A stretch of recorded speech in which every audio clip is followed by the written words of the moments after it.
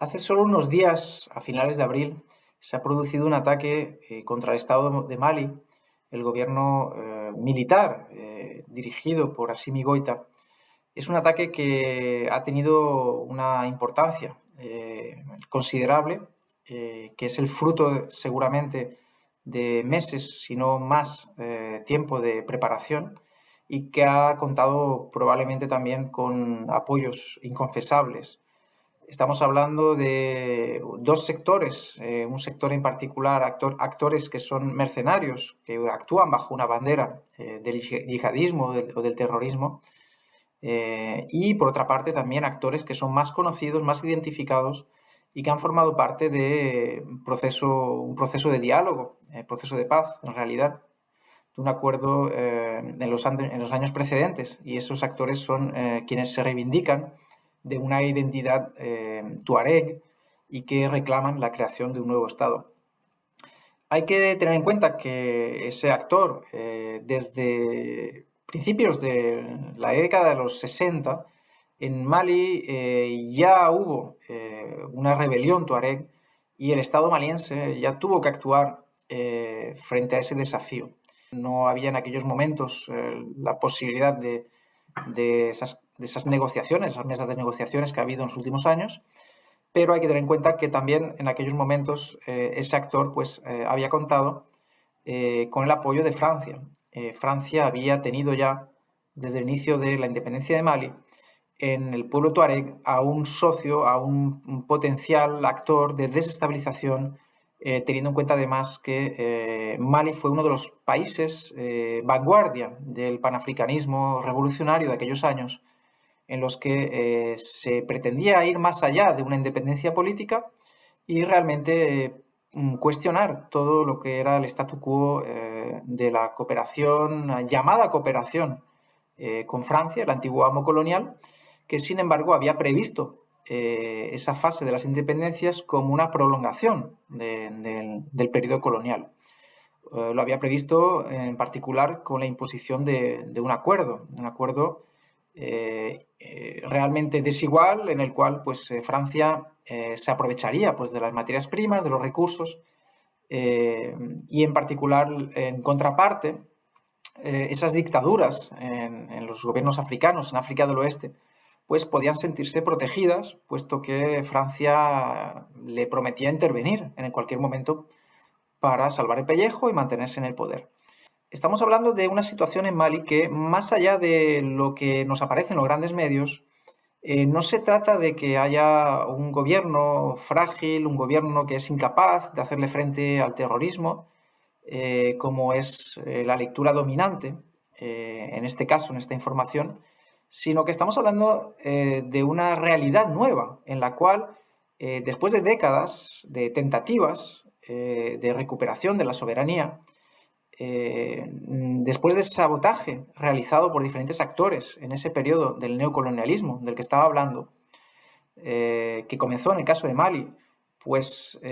con la verdad la detención e incluso la muerte en la cárcel de Modibo Keïta, que puede asimilarse a un asesinato en realidad, como sucedió en otros casos de líderes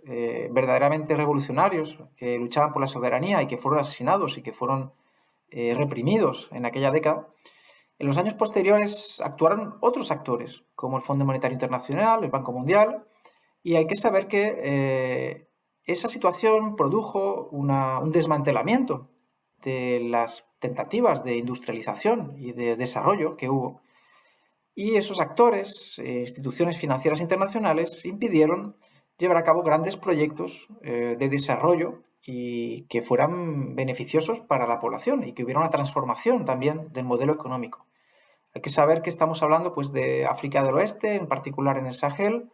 donde las realidades económicas, sociales, pues se caracterizan todavía pues, por una economía agrícola en gran parte y todavía una serie de situaciones en las cuales hay un modelo extractivo, es decir, que hay materias primas que se extraen y el Estado hasta hace poco no había obtenido, digamos, una compensación, unos recursos suficientes por todas esas materias primas. Había una gran desigualdad y además se les impedía, pues eso, desarrollar sus propias industrias porque había bueno, un chantaje realmente por ese orden neocolonial que decidía en lugar, las políticas del Estado las decidía en lugar del presidente de turno. Así que ya tenemos algunos elementos que nos permiten comprender pues, por qué hace cosa de 5 o 6 años aparecen nuevos gobiernos militares, quienes ante una situación en la cual se está desestabilizando el país y que es una situación de guerra realmente interna contra grupos llamados terroristas, pues ponen el énfasis, ponen el acento en luchar contra esos grupos de manera prioritaria, recuperar el control de la soberanía territorial, que en el caso de Mali se había perdido, y eso es una situación nueva en el sentido de que van a cuestionar todo el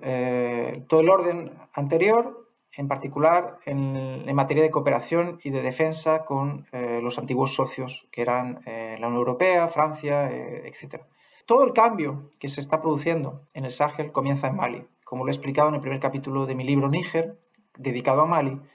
Mali fue el comienzo de toda esta situación, porque en el 2012 Francia llevó a cabo una operación militar, una intervención precisamente para luchar contra ese santuario terrorista que amenazaba con tomar control del país y de extenderse, evidentemente, luego. Francia, bajo esa argumentación, pues se ofreció para realizar una operación militar y, contrariamente a lo que estaba previsto al comienzo, el ejército francés se mantuvo ocupando el territorio de Mali y al cabo de los años una serie de sectores militares malienses sacaron la conclusión de que esa cooperación no solo no había sido efectiva, sino que realmente les estaban saboteando a ellos mismos su trabajo. No había un respeto,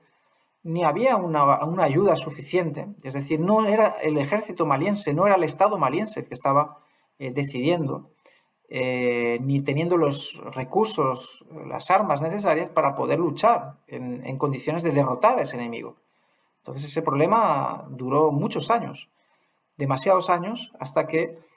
unos dirigentes en Mali, también hay que entender que hay un proceso popular, unas luchas también en las calles y manifestaciones, reivindicando también los derechos sociales, pero ese proceso militar se enmarca en todas esas luchas y se materializa pues, una ambición de no solo recuperar la defensa y la soberanía nacional. Uno de los dirigentes de aquella época habló en la Asamblea de Naciones Unidas con una fórmula bastante llamativa, denunciando que Francia había abandonado a Mali en pleno vuelo. Eso es realmente la conclusión que se llegó. Y en la situación actual lo que tenemos es que son 3 países que desde el año 2020 progresivamente, 2020, 21, 22, 23, Burkina Faso, Níger y Mali se han puesto de acuerdo para luchar contra ese problema común. Se han puesto de acuerdo para poner en común proyectos de desarrollo, puesto que estamos hablando de una zona del Sahel con una historia milenaria además, en la cual bueno, hay civilizaciones que, contrariamente al relato simplista basado en la ignorancia total,